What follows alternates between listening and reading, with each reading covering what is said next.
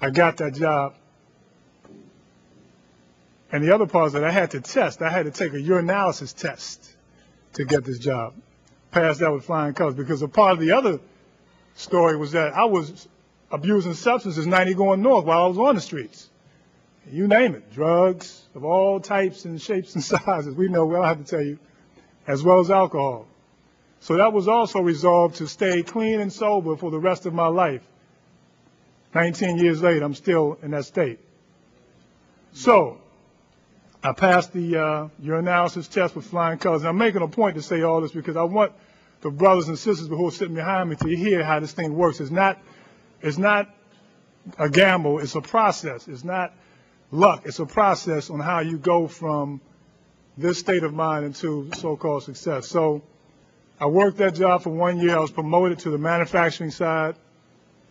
Now, at the same time, I had enrolled into a city college, and I had to stop with remediation because I graduated from a D.C. public school, God bless them, but I was reading the 9th grade level. Okay, so I had to start a lot of remediation. Got custody of my child somewhere about 1995. I transferred to the University of California, Berkeley. I wanted to study more about my people and find out how in the heck did we end up in this situation, having heard so much about the civil rights movement and the like.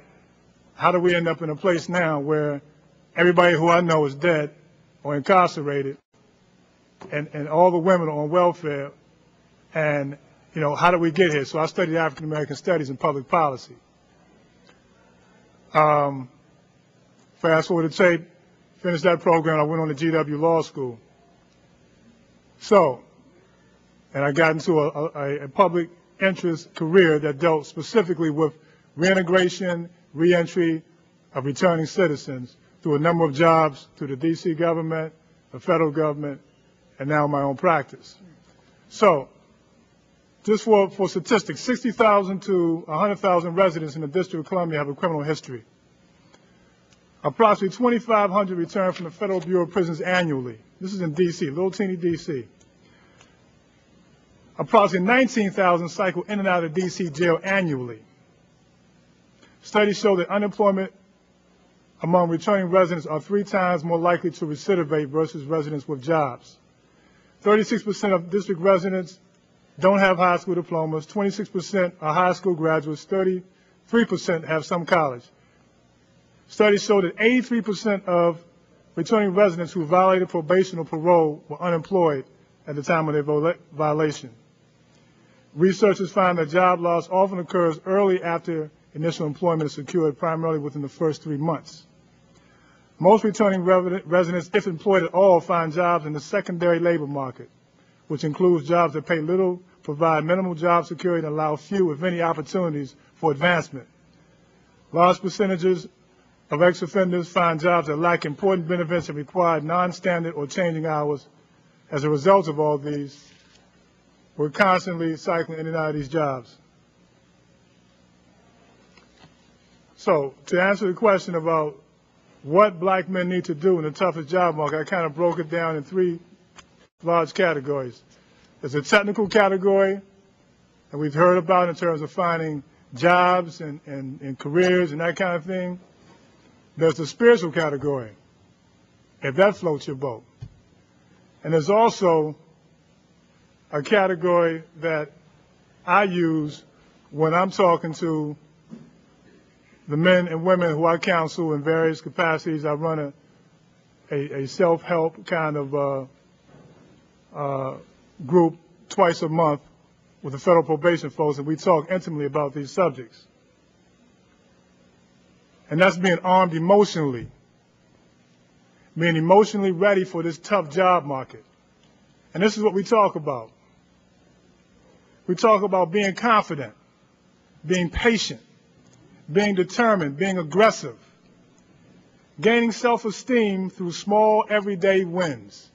Not the big things, but just everyday winning. Waking up, going to work on time, looking for a job. These small wins will help in your self-esteem.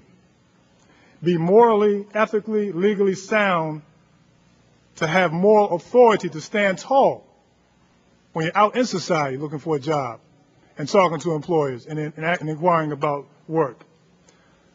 Understand the dynamics of this highly competitive job market.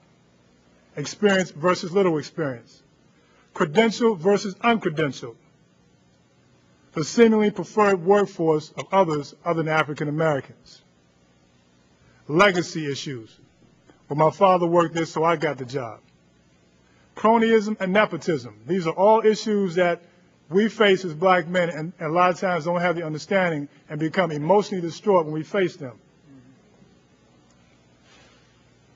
Understand the negative stigma associated with your criminal history. Employment discrimination is real. I'm glad the Congresswoman said it just so bluntly, because I'm not afraid to talk about race and racism in America.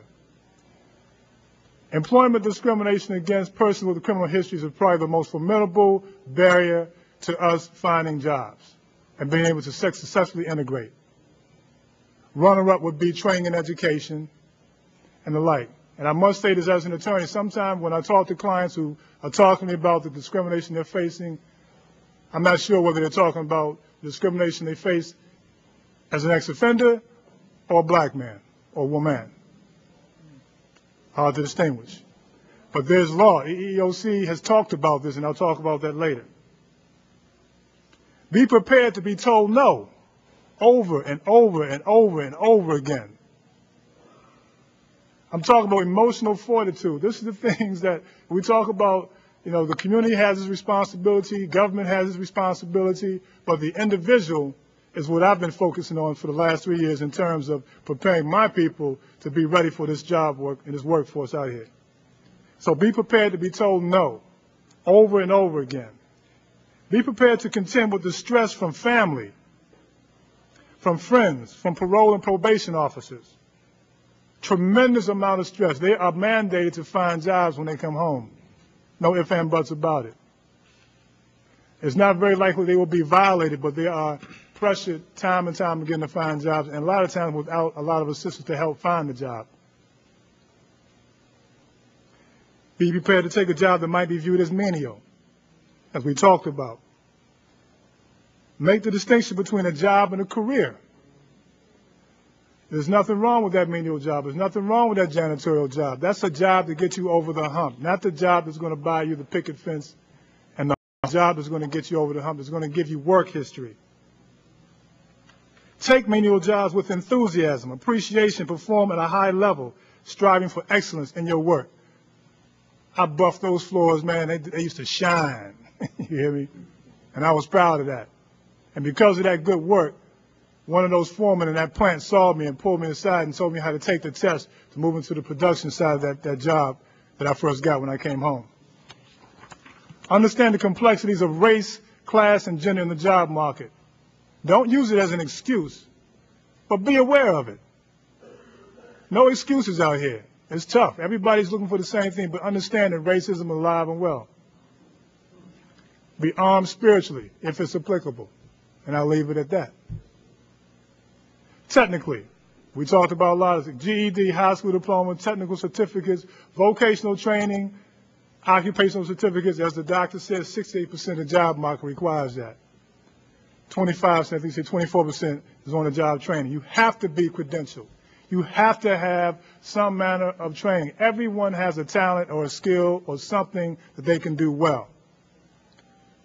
Draft a solid professional resume. Find a mentor. Practice your interviewing skills. Practice discussing your criminal history. Be pleasant. Smile. I don't mean skin and grin, but learn how to smile. Brothers got a problem with smiling sometimes. It's okay to smile. It's okay. There's leverage you can use. There's a tax credit program. There's federal bonding programs. Learn the art of networking and small talk. Talk to your family. Talk to your neighbors, friends, extended family, church members. Be willing to go further out into Maryland, Virginia, or be willing to relocate if necessary. Look for entrepreneurial opportunities. Look to be your own boss. Develop a unique business model and plan. Inquire into the Small Business Administration for opportunities. Now, there's structural solutions as well.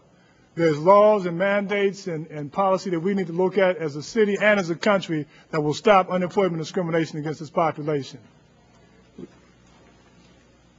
In closing, there are at least 3 parties who are responsible for this idea of ex-offenders, returning residents who are predominantly black men, doing better in the job market. That's the individual, that's our community and family, and our government. We have to look at all 3 of those parties working in tandem. It cannot happen in a silo. It cannot happen individually. If I had the last thing to say, I would say that we need to look at working together as a city, as a country, to make sure that these folks who are coming back, and they're coming back, are successfully reintegrated. Okay. Let's give all of our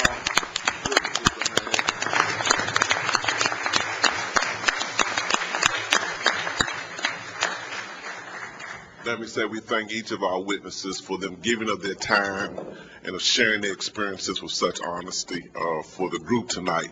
First, I want to give members of the panel an opportunity to ask questions of our witness, and then before we open the floor up. So we'll start on this side. Well, first of all, let me applaud Mr. Mitchell, Dr. Walters, and Mr. Jones for their testimony here this evening. One of the questions I have, whether you're in Los Angeles, whether you're in Washington, D.C., whether you're in Atlanta, Florida, it doesn't really matter. You encounter a young brother on the corner that's unemployed, may have kids, feeling the pressures of being unemployed, and someone like myself or any of us sitting here say to them, invest in yourself, get an education, but they're an ex-felon, right? I think some of the things that Mr. Mitchell said will help. But what message should we be conveying to these young people as they are out there dealing with those challenges? What tools could we provide them to help them up front, knowing that they are an ex-felon, unemployed, have a baby to feed, and dealing with those family pressures and the poverty? What are your reactions to that question? Sure. Thanks. Excellent question. I guess what I say, and I've had these conversations with family members and former classmates, the absolute first thing is don't make bad matters worse. Don't, out of desperation, add to that felony conviction another conviction. Okay. Second thing I say is be patient. Particularly if it's a friend, a family member, then I'm obviously in a position to provide some assistance to tide them over, which I do. But in terms of to answer that more broadly, I would just say, 2, be patient, and then 3, in the meantime, even as you're out looking for a job, going around, find something to enhance, your attractiveness, whether it is, as was talked about, finding instead of, in the evenings, being frustrated, find some way to improve your skill set, find some way to reach out to people like those on the commission, who have networking opportunities. Those are the specific things I would say. But the principal thing I would start with, 1, is don't make bad matters worse. Number 2, in the meantime, improve yourself. Yeah, I would certainly agree with that. And I was very impressed by this testimony about sort of coaching individuals, because last year I spoke in Pittsburgh, and the brothers, they said, well, we have a habit here, Prof. We take you down in the hood first before you get up on the lectern. And they took me downtown to the black community, and I was just amazed at the number of people in a 4-block area that I ran into who were felons. Stories about what they could get in terms of a license to work or couldn't. One brother in a barber shop just held forth about how he wouldn't give up because he wanted to do hair, and he finally got his license. Stories about unions, how the unions, in terms of their own application forms, were discriminated against felons, and why there had to be some action against the unions that many of us belong to. So I would certainly say that in terms of our organizations, we have to do a lot of coaching at this particular population, because if we read some of the very recent books that have come out dealing with felons, Michelle's book, just an amazing book, talks about how felons are trapped in a social order. We have to focus on that. But the main thing I would say is simply repeating these two brothers, and that is have them not give up, because the people that I talked to simply did not give up until they found somebody to help them, some organization to help them, or some way in to where they can get something to get themselves started. Now, you're going to have people who are super motivated, and you have a lot of people who are not. And for those people, they're going to need some help from somebody else. I certainly agree with the comments of the last two gentlemen, but I would also add that in many cases the street corner is probably the worst place to start a discussion about upward mobility. When you're in the state of mind of grinding, as they say, you have one thing on your mind, and that's to make ends meet. So we have to find a way to get our young men to places where they can be receptive to this information. And it doesn't matter your background, your ilk, where you come from, or your color or race for that matter. They are starving for information. Repositories of information is what we have to be. And maybe there is a way to bring that message to the street corner. I'm not that smart, so I haven't figured that one out yet. But I know that when I'm holding these groups twice a month, these gentlemen, and they range all ages, are hungry for information about how the process works, how does education work, how does job development, all that stuff. They're interested in knowing that. So I think that we have to become educated ourselves and learn about the issues, and then relay our stories of success or struggle to our brothers and sisters. First of all, I would like to once again thank Congresswoman Eleanor Holmes Norton for having this event, this forum. And as Dr. Walters said, this is a serious issue. The data doesn't really say what's really going on. As the word unemployment says, unemployment, which means people who were employed who lost their jobs. But it does not talk about the hopeless rate of all the people in our communities who never had a job or don't think they can get a job. So in the communities that we work in, our people are suffering much more than people even realize, or even the data shows that we see across the TV every day when they say the unemployment rate. One of the questions that I want to ask the panel is about the box. There are several states that have taken the box off of applications for people applying for jobs where they have to say that they have criminal history. One, do you support that, and how? And the other question I have, there was a great program in Washington, D.C. There was at Norton, where they went to college at UDC, and 97% of the brothers and sisters who got degrees at that program never went back. However, that program was eliminated, as well as programs in the federal prisons, the BOP, where the Pell Grants were eliminated, I believe in like 93 or somewhere in that time, by Jesse Helms, who put fear in everybody's heart in America that the 5% the Pell Grants that were going to prisoners was taken away from their children. And from that point, people like me who went to prison, who got I received my GED in prison and went to college and learned in college and understand that I had a purpose in college when I was in prison in Allenwood, Pennsylvania. It helped change my life. The brothers and sisters who are in prison today, they're not given those opportunities. So do you think that we need to try hard to pass legislation and to get it back for D.C. prisons as well as prisons around the country? That's my second question.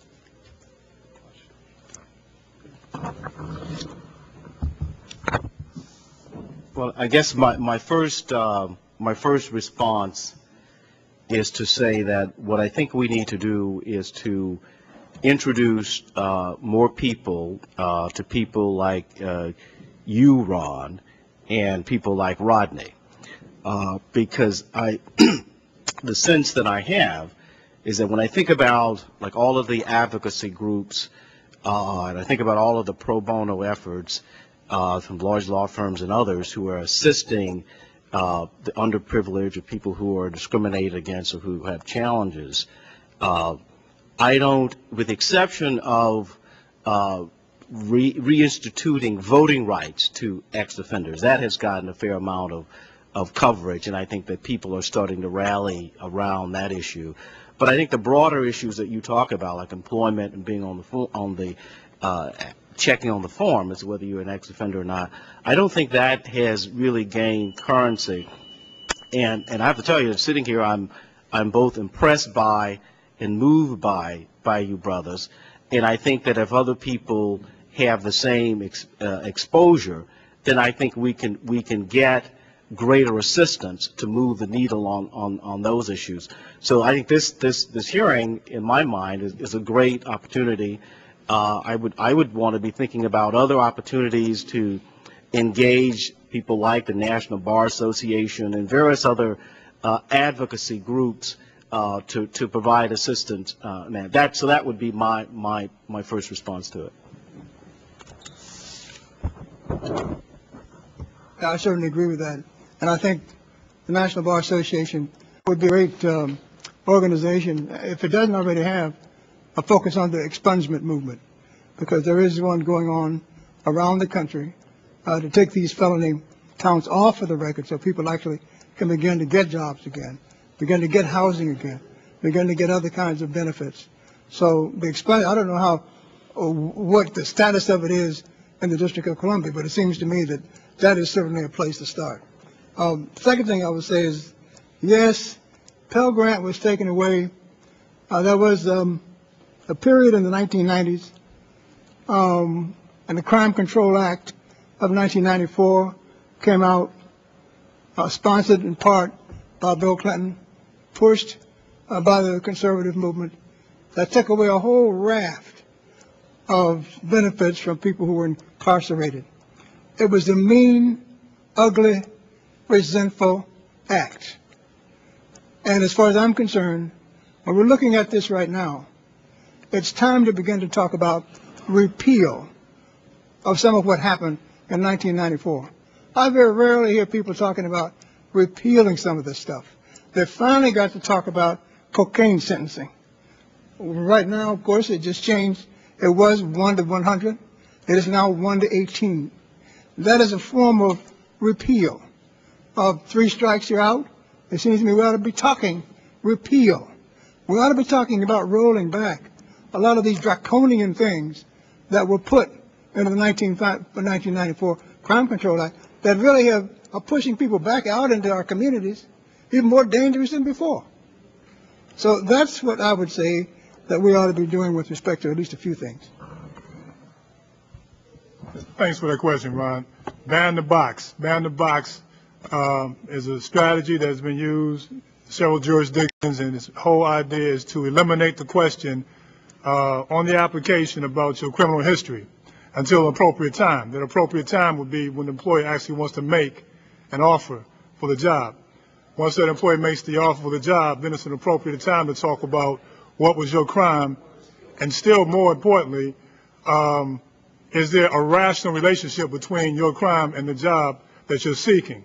So ban the box is one strategy that a lot of jurisdictions have used successfully to eliminate that question on the application, because what that question does, it essentially takes you out of the pool for all intents and purposes.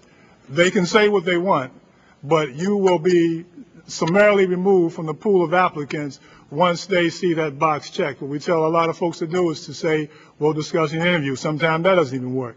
But, you know, more importantly, I think that we have to start educating the employees about the benefit, the pool of talent, and the loss of public and of human capital when we refuse to hire folks who have criminal histories. There's a talented pool of people out there who are dying to get work.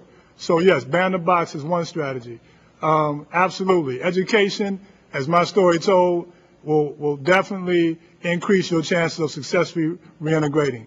A college program in the penitentiary absolutely makes sense. It's just straightforward. There's not a lot to that. We were fortunate enough, one thing Bush did do well is he allowed the Pell Grant to be, it was a time when if you had a drug offense, you weren't eligible to have that federal funding. That was repealed in 2006. And now if you have a drug offense and you come home, you can get federal financial aid. That's a good thing. But we still need to have those processes and those kind of opportunities in the institution.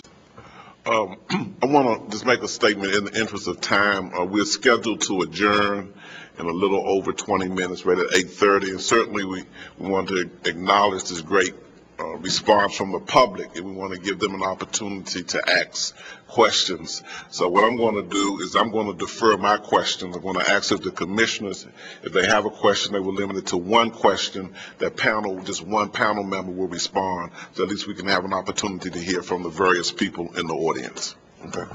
All right. Thanks, gang, for coming. Mr. Mitchell, quickly, you mentioned that when you got your first job, and you lost your CDL opportunity, was that because your employer found out that you were an ex-offender? My question is this: I run a school. We train a lot of former offenders. Okay. So 2 years we train techs, auto technicians. My understanding is that the federal government provides bonding for former offenders. My experience is that employers don't accept that bond. Do you know anything about that? That those guys come out, they go to school, they have the certificates, they get their ASC certificates, they're employable, but then the employers won't accept the bond that the federal government provides. Do you know anything about that? Right. So we have a federal bonding program, and the way it works is through the Department of Employment Services. A person has to be made an offer, and then the bond is offered at that point. A lot of employers are not moved by that bond. It's not enough. Philadelphia has a bond that goes up to $10,000. Our bond started at $5,000. So in many instances, it's not attractive. It's not an incentive for employers to take this $5,000 bond because they're looking at their risk being beyond that amount. So do you think the bond would be better if the bond was bigger? I think it would help. It would certainly help if we increased our bond. Right. Oh, thank you, panelists. All of you made some very profound statements as it relates to workforce development, and I can honestly attest to that because I've been a workforce development professional for over 25 years. The question is, at this point, there are a number of great programs in Washington: the AFL-CIO construction program, the apprenticeship program at the Department of Employment Services, and the continuing education program at the University of the District of Columbia, and the green job programs are out here all over the city. How does an individual make that decision? Because that's a hard road to determine. I think that all of those opportunities are real. And I believe that based on your experiences, you could say what to that individual, to the hundreds of people that are sitting behind you. How do you make that decision on which road to travel? Well, one of the things you can't afford to do is to create a mismatch between the nature of the economy that you want to get employed in and the skill set that you're training for.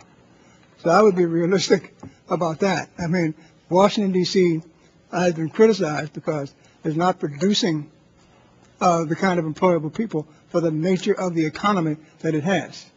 So it seems to me that's the first thing. I'd be realistic about that. You want to train to be a NASA technician for a job in Washington, D.C. Well, fine. Go to Florida. But here, you're talking about a whole series of jobs in the managerial, clerical, computer science, a whole series of other jobs like that. And so one has to take that into consideration when you're making that decision. Thank you. Okay, at this time, we'd like to open the floor. There are microphones on both sides. And again, we're going to ask, we have about 50 minutes. If we use that time wisely, one question, try to limit it to about a minute. and then one panelist will answer. We should hopefully hear from 4 to 5 people on each side of the room. Let's start on the right with the lady here. Thank you very much, sir. My name is Debbie Thomas, and now we're in the 21st century, and it's a different type of global economy. Science, technology, engineering, mathematics are critical to getting just about any kind of jobs because it's required to do critical thinking. Now when you go for jobs, even for hamburger joints, you have to be able to pass a math exam. And this really hurt me because I went to a job interview several years ago, and there were only 3 African-American males, and they failed the math. Then recently I was on a bus, and a young guy had to do a math test so he can get hired by an employer. So is there any way you have a program set up so they can be literate in math, so when they're given an entrance exam to work for this company, they can be literate in math as well as know how to understand math to answer the questions so they can gain employment, because if they can't pass the math, they're not going to get a job. Okay, so you can take that.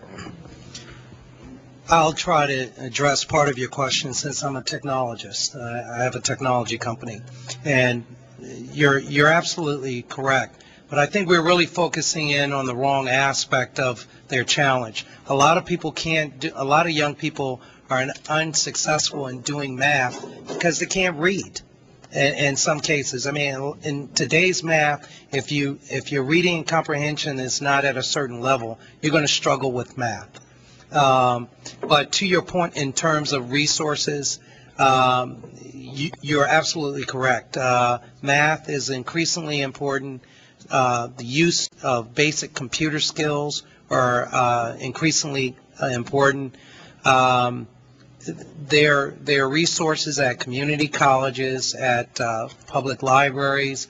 There are tutoring programs at HBCUs. I know Howard has some. You have to reach out to organizations, some of which are represented here.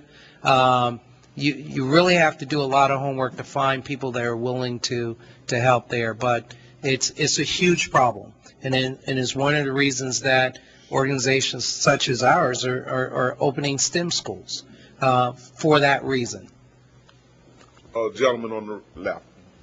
All right, very quickly, what I want to say is that, first of all, I'm glad to talk about ex-cons and about helping them and so forth and so on, but I also want to lift up the homeless community. You have people who are in homeless shelters who can't get jobs and have been stuck there for quite some time. But what else I want to say, though, is that here in D.C., those menial jobs that the man talked about, they don't pay the rent because, you know, here in D.C., that there's much needs to be said about affordable housing, where the average rent is $1,400 a month. And also in D.C., you don't have any such thing as expungement of any felonies. If you have a felony, it stays on your record for life. I know a man did something when he was 19, it's still on his record, and he's now 64 years old. But what I want to point out last but not least is that what we need are employment programs and job training programs that focus on these target communities, on blacks, on ex-cons, on homeless who are hard to employ. And I want to say in closing that I'm part of a group that's working with the U.S. Department of Labor on a plan called the Exit Strategy for the Homeless Community. And we talked to Jane Oates at DOL, and we said to her, you know, these jobs you're going to train the homeless to do, are they going to a living wage? She said, what's that? We said $24 an hour here in D.C. She said, I can't do that. I can do $12 an hour. We said, well, what job can you train the homeless to do that pay at least $12 an hour? And so she says, truck driver and auto mechanic. So whether you're a man or a woman, if you want to make at least half of what it takes to live in D.C., you have to be a truck driver or an auto mechanic or you're SOL. And so how do you respond to that issue of having programs that focus on training and employing the hard to employ communities like the ex-cons and the homeless? Let me answer that question. First of all, not to be self-serving, but we're the XL Institute and we train auto mechanics. Okay, so we have a 2-year school, doesn't cost you any money, there's no disqualifier, you have to be 16 years old. If you can't read, you can't write, it's okay, come to us. That guy behind you can help you out.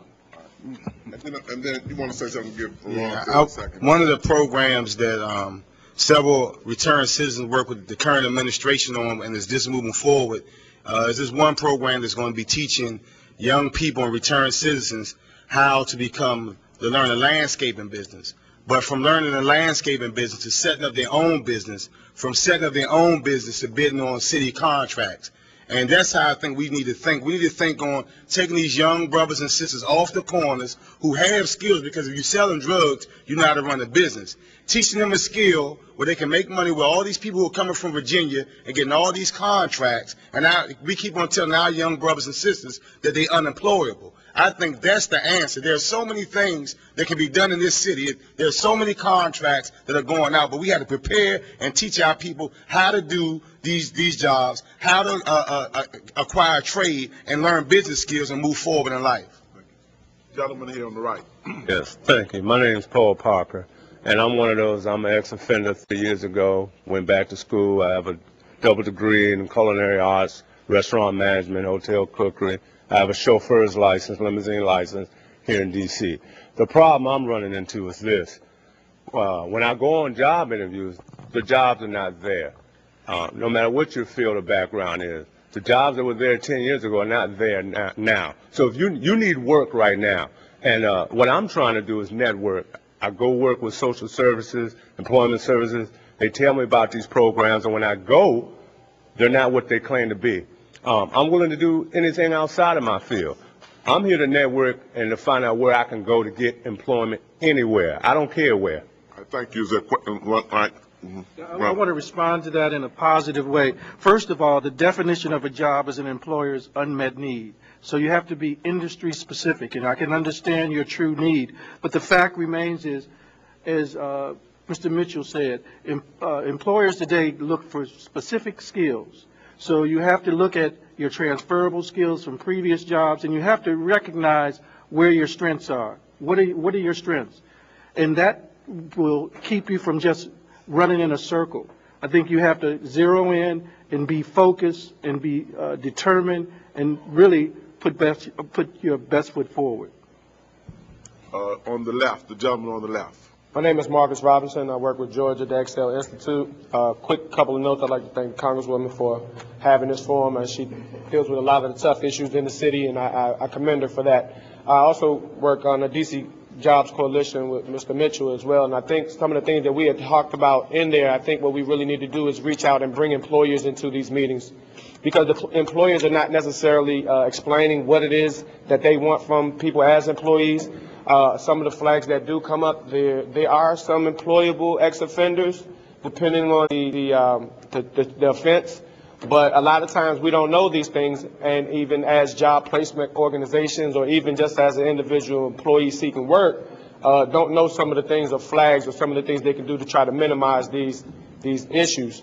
I do think it's going to have to wind up being some legislation, so I was wondering how you all feel about pushing for legislation. I'll give you an example. I work with an employer now who, if you have a felony after the last day of termination of parole, then 10 years after that point, then you're eligible for employment with them. So if somebody just came home from doing 4 years and it's 2010, and they have 3 years backup time, which means their last day termination for parole won't be 2013, they're not even eligible to work for this company, which I'm not going to mention their name because they're a national chain, until the year 2023. So how realistic is that? I mean, how long was the sentence? Was the sentence 7 years or 27 years? So I think we need to look at that, and I want to know how you all feel about pushing for a more vast legislation, even through the federal government, that prohibits employers from discriminating for someone who has been incarcerated. There's legislation that's constantly coming from front of the City Council of the District of Columbia. One of them is a human rights bill for returned citizens. And people like the D.C. Chamber of Commerce, which is which is run by Barbara Lang, have constantly come down there and made legislators fight against this bill. This is the only way that I see that people will have rights in the District of Columbia with the items that you just stated. And for anybody who needs information on the school or job training. All right, and that is another thing. I think that many of the persons who ask questions tonight and who have services know the various organizations, and please use this as an opportunity to network and exchange information. I just got a comment. When I ride